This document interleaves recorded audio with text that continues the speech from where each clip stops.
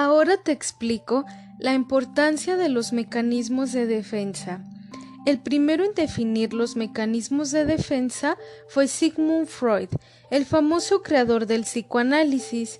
Sin embargo, su hija Anna Freud lo siguió desarrollando y expandiendo en su importante investigación.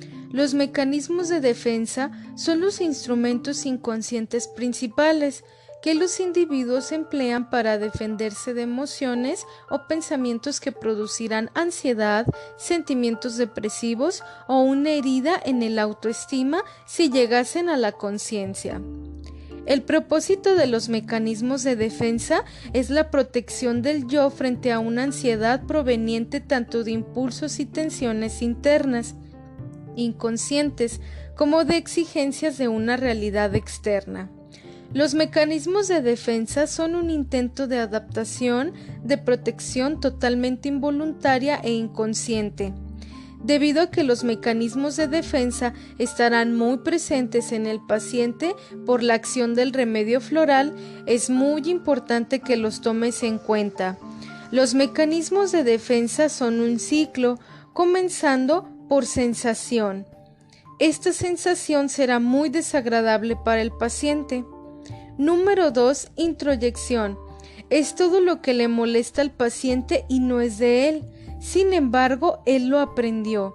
Un ejemplo de ello son las conductas aprendidas o el lenguaje corporal. En un caso cotidiano, podemos ver que una buena madre es aquella que está todo el día en casa y si es profesionista y no se queda en casa con sus hijos, no es una buena madre y entra un sentimiento de culpa. Número 2. Proyección. El paciente ve en el otro lo que es de él. Por ejemplo, ve sus defectos en otras personas y no se da cuenta de los suyos. 3. Retroflexión. El paciente se hace a él mismo lo que quisiera hacerle a otra persona. Ejemplo, personas que guardan mucho coraje, viven aterrorizadas y viven en depresión. Personas con un cuadro de gastritis agudo. 4. Deflexión. El paciente esquiva el contacto, huye del miedo a contactar a los demás. Ejemplo, gente bromista que no toma nada en serio. 5. Confluencia. Es un contacto prolongado en donde se pierden los límites de quién es. Ejemplo, en un matrimonio en el que uno depende tanto del otro que pierde su identidad. Ahora te muestro en qué estadio se encontrará cada emoción de las flores de Bach. Miedo. Tenemos en sensación a Mimulus. En introyección tenemos a Red Chestnut. En proyección tenemos a Cherry Plum y a Aspen. Y en retroflexión tenemos a Rock Rose. Depresión. En introyección tenemos a Wild Rose y a Gorse. En proyección tenemos a Mustard.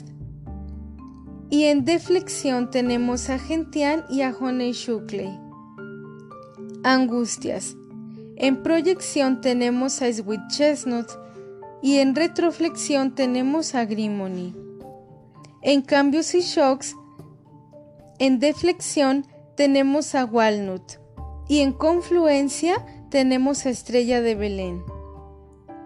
En dudas, en sensación tenemos a Cerato y Scleranthus. En proyección tenemos a Willowed. Y en retroflexión tenemos a Chestnut Bud.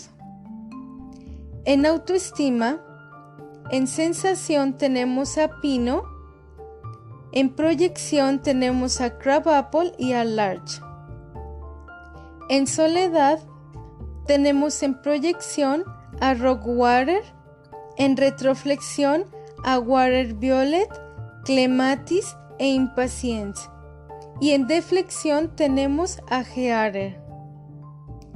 En vínculos, en introyección tenemos a Chicory, a Holly y a Vetch. En proyección tenemos a Willow y a Centauri. Y en retroflexión tenemos a Vine y a Vervain.